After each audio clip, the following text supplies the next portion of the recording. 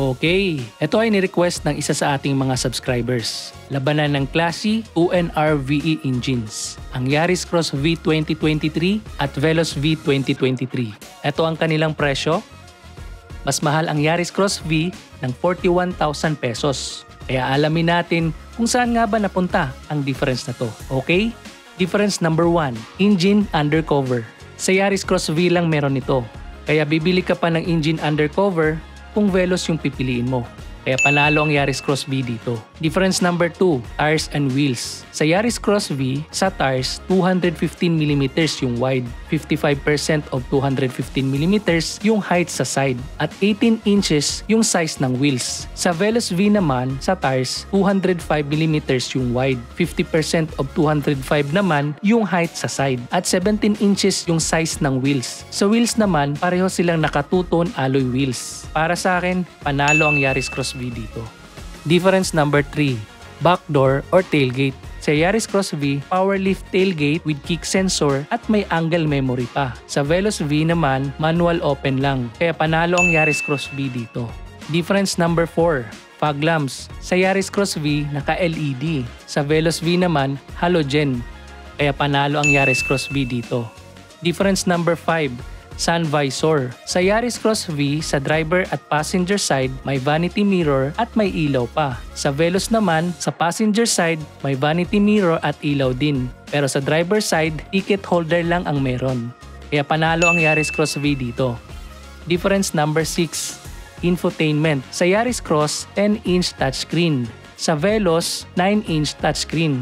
Parehong may Apple CarPlay at Android Auto. Pero ang Yaris Cross, wireless yung connection. Ang Veloz naman, need mo pa ng cable to connect. Kaya panalo ang Yaris Cross V dito.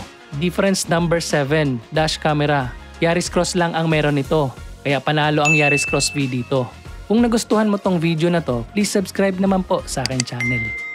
Difference number 8, cruise control. Ito yung feature na pwede mong iset at i-maintain mo yung speed mo sa highway kahit di nakaapak sa gas. Malaking tulong din to para makatipid sa gas. May iwasan mo yung unnecessary changes of acceleration. Sa Yaris Cross lang meron ito.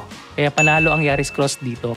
Difference number 9, dimension. Sa length, mas mahaba ang Veloz ng 165mm or 16.5 cm. Sa width, mas malapad ang Veloz ng 5mm. Sa height, mas mataas ang Veloz ng 85mm or 8.5 cm. Sa wheelbase, mas mahaba ang Veloz ng 130mm or 13 cm. Pero sa ground clearance, mas mataas ang Yaris Cross V ng 22mm or 2.2 cm. Dito, para sa akin, tabla lang sila. Kasi iba yung seating capacity ni Veloz, kaya iba din yung dimension niya.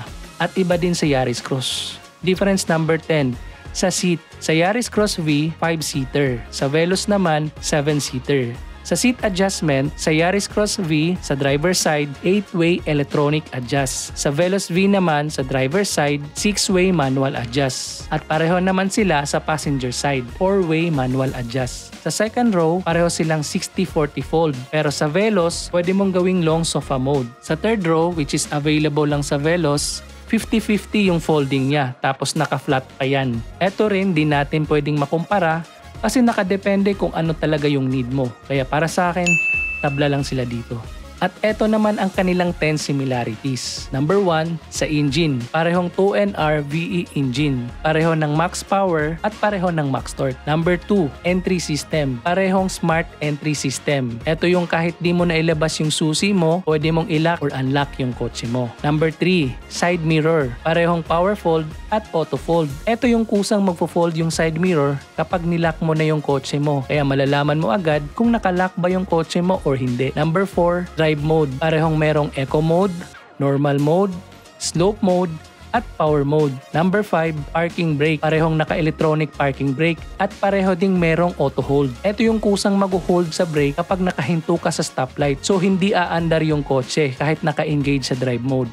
At kusang mawawala yung brake hold kapag inapakan mo ulit yung gas. Number 6, meter cluster. Parehong multi-display instrument panel. Number 7, ignition system. Parehong push start. Number 8, airbags. Parehong 6 airbags. Isa sa front, isa sa side, isa sa curtain para sa driver at passenger. Number 9, phone charging. Parehong may wireless phone charging. At number 10, camera. Parehong may reverse at 360 camera. At syempre, ito yung mga gabay lang. Dapat pa rin kayong mag-test drive para malaman nyo yung mga bagay na ini-expect nyo sa sasakyang pipiliin nyo. Maraming salamat po sa panonood. Please subscribe po sa aking channel.